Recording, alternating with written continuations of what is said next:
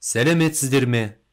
Сіздердің назарларыңызға биология пәнінің сабағын ұсынамыз. 11-ші сынып. Бөлім молекулалық биология және биохимия. Сабақ тақырыбы транскрипция. Рибонуклеин қышқылының посттранскрипциялық модификациясы. Трансляцияның кезеңдері. Экранда сабақтың мақсаттары берілген. Бұл сабақта сіздер білетін боласыздар. Ағуыз синтезінің кезеңдерін атаңыз. Ағуыз биосинтезі процесінде транскрипцияны сипаттаңыз. Ағуыз биосинтезі процесінде аударма кезеңдерін сипаттаңыз. Құрметті оқушылар, сіздер білесіздер ме? Тірі организмдер үшін ағуыз биосинтезі қандай рөл атқарады? ДНК-дағы нуклеидтер тізбегі, ДНК-дағы нуклеотидтер тізбегі, полипептидтегі амин қышқылдарының тізбегін қалай кодтайды? Трансляция дегеніміз не? Бұл процесс қайда және қалай жүреді? Нәруыз биосинтезі. Жасушадағы ассимиляцияның маңызды процесі тірі организмдерде 1 минутқа дейін тоқтамайтын ағуыздардың синтезі. Ағуыз биосинтезі бұл көп сатылы процесс. Оның барысында ДНК гендерінде кодталған тұқым қуалайтын ақпарат ағуыз молекулаларында амин қышқылдарының белгілі бір тізбегіне енеді. Ағуыз биосинтезі екі кезеңнен тұрады: транскрипция және аударма. Транскрипция. Ағуыз биосинтезінің транскрипциясы дегеніміз не? Транскрипция бұл ДНК молекуласынан синтезделген АПНК молекуласынан ақпаратты алу процесі. Транскрипция кезінде қос ішекті ДНК-ның бір бөлігі ыдырайды. Содан кейін тізбектердің бірінде ПНК молекуласы синтезделеді. Ақпараттық ПНК бір тізбектен тұрады және қосымша ережеге сәйкес ДНК-да синтезделеді. Екінші ДНК тізбегінің дәл көшірмесі болып табылатын ПНК тізбегі пайда болады. Сонымен, ағуыздағы амин қышқылдарының тізбегі туралы ақпарат ДНК тілінен ПНК тіліне аударылады. Кез келген биохимиялық реакция сияқты фермент ПНК полимереза осы синтезге қатысады. Транскрипция. ДНК-ның бір молекуласында көптеген гендер болуы мүмкін болғандықтан, ПНК полимерезасы ДНК-ның қатаң анықталған жерінен ПНК синтезін бастауы өте маңызды. Сондықтан әр геннің басында промотор деп аталатын нуклеотидтердің ерекше тізбегі болады. ПНК полимереза промоутерді таниды, онымен әрекеттеседі және осылайша ПНК тізбегінің синтезін қажетті жерден бастайды. Фермент ДНК терминатор молекуласындағы келесі тыныс белгісіне жеткенше ПНК синтезін жалғастыруда. ПНК процессингі немесе ПНК посттранскрипциялық модификациялары. Кез келген организмдегі транскрипция ағуыз биосинтезінің алғашқы кезеңі болып табылады. Бастапқы транскриптер тек жетілген МПНК-ның прекурсорлары болып табылады. Олар өз функцияларын орындамас бұрын транскрипциядан кейінгі модификациялар деп аталатын өзгерістерге ұшырауы керек. ПНК процессингі эукариот жасушаларында бастапқы транскрипттің жетілген ПНК-ға айналуына әкелетін процестер жиынтығы. Мысалы, матрицалық ПНК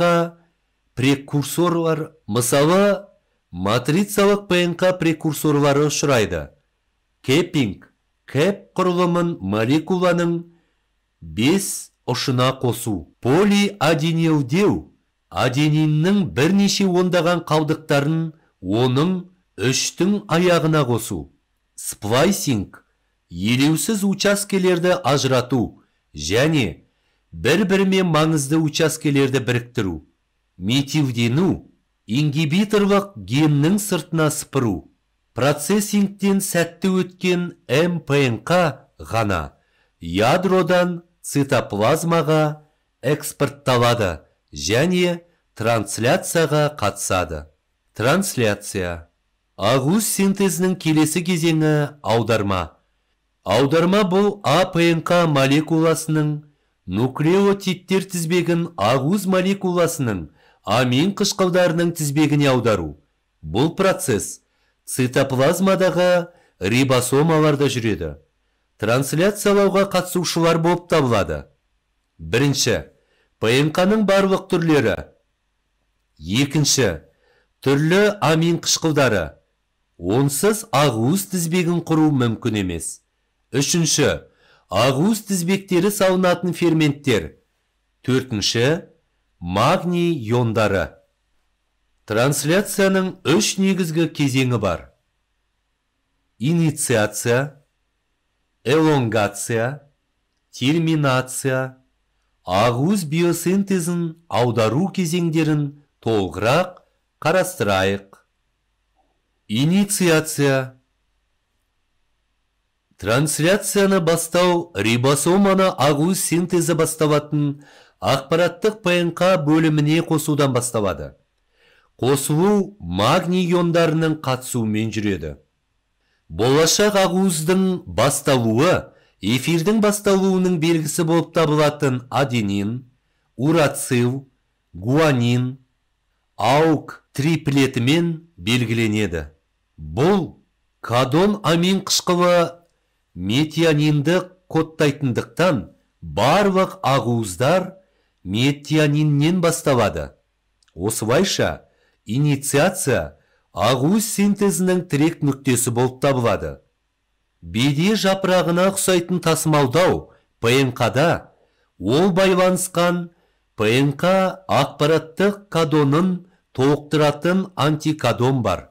Ақпараттық ПНК-ның бірінші кадоны әдетте аденин, утрацил, гуанин, АУК, ТРНК, урацил, аденин, цитозин, УАЦ, амин қышқылы метионин, ТРНК құйрығына қосылады.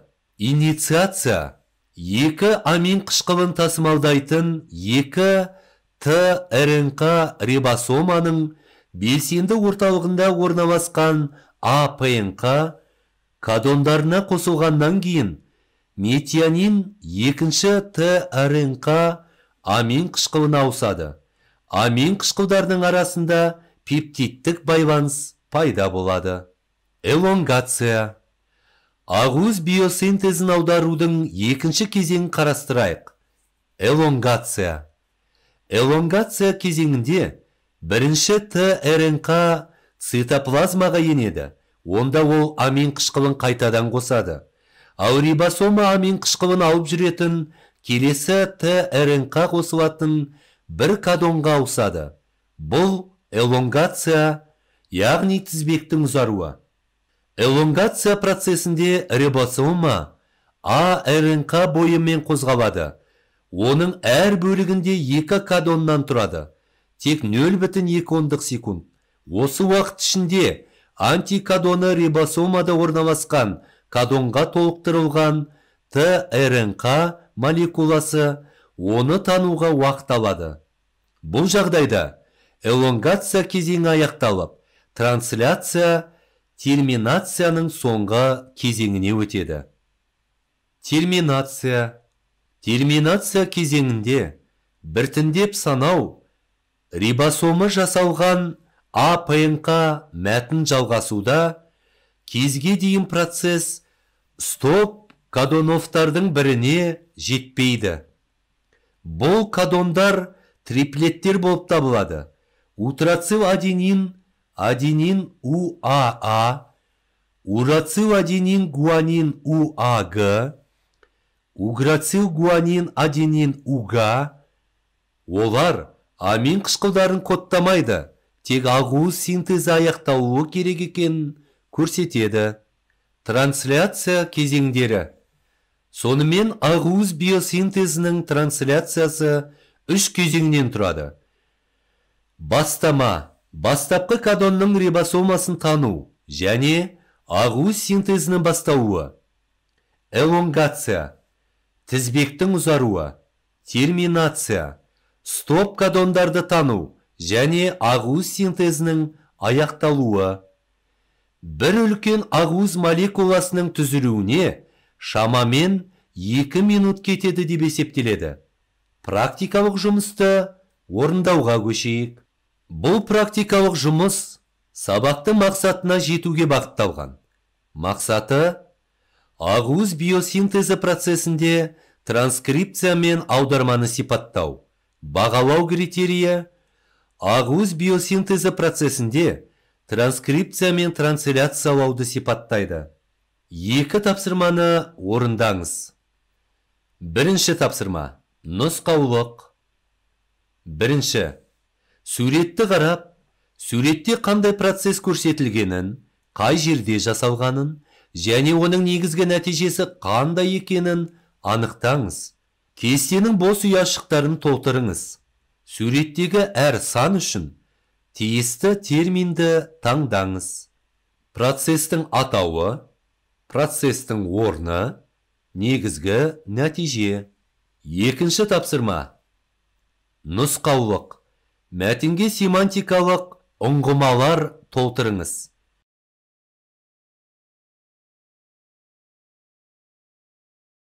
Дескрипторлар. Дескрипторлар бойынша жұмыс нәтижелерін бағалаңыз. Тапсырма 1. Процестің атауын көрсетеді. Процесті жүзеге асыру орнын көрсетеді. Процестің негізгі нәтижесін көрсетеді. Сандарға терминдерді таңдайды. Тапсырма 2. Мәтінде мағыналық ұңғымалар толтырады. Үй тапсырмасы.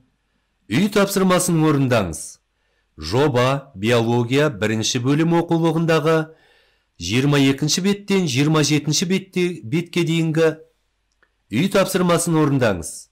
Жоба биология 1 бөлім оқулығындағы 22 беттен 27 беттердегі оқу материалын оқыңдар. 27-28 беттердегі білімді тексеру бөліміндегі тапсырмаларды орындаңыз. Ресурстар. Үй тапсырмасын орындау кезінде сізге осы ресурстарда үлкен көмек болады. Сәттілік тілейміз. Сау болыңыздар.